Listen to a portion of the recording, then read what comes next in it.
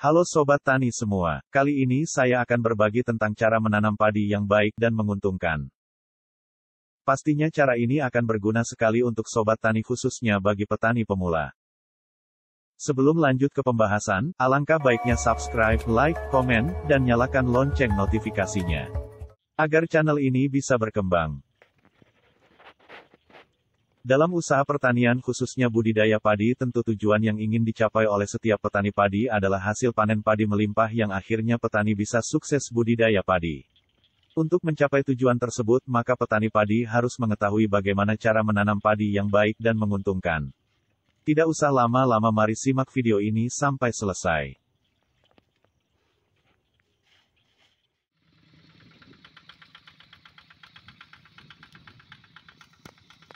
Yang pertama, proses pengolahan lahan sawah dengan traktor atau bisa juga dengan cara dicangkul, namun lebih efektif menggunakan traktor.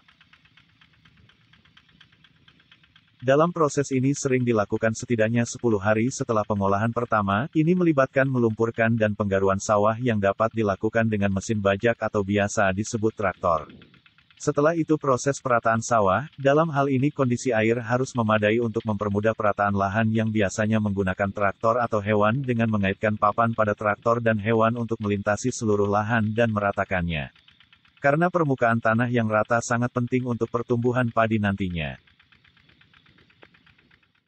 Dalam pengolahan lahan biasanya dilakukan juga dengan pencangkulan, ditujukan untuk memperbaiki pematang atau tanggul dan petak sawah yang sukar dibajak, fungsinya untuk membersihkan pematang atau tanggul dari gulma dan memperkuat pematang atau tanggul sehingga tidak jebol jika air yang masuk ke lahan cukup banyak.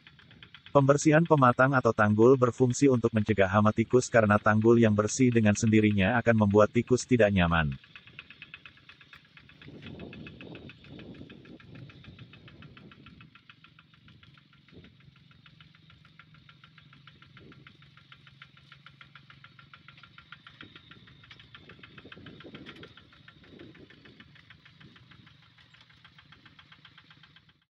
Kedua, bibit atau benih yang ditanam tidak lebih dari 3 bibit per rumpun atau dalam bahasa Jawanya iwir.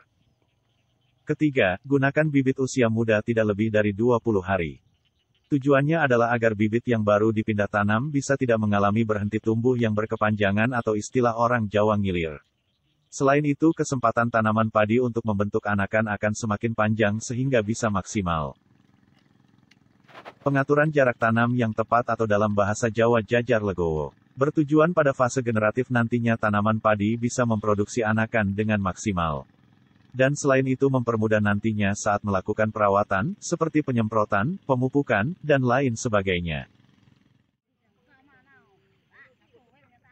Berikutnya, saat proses pindah tanam usahakan kondisi air di lahan tidak banyak air dan dengan cara tanam dangkal, dengan tujuan agar mempermudah proses penanaman dan bibit yang baru dipindah tanam tidak akan mengalami resiko seperti dimakan hama keong dan lain sebagainya, dan selain itu tanam dangkal ini dapat mempengaruhi pembentukan anakan nantinya.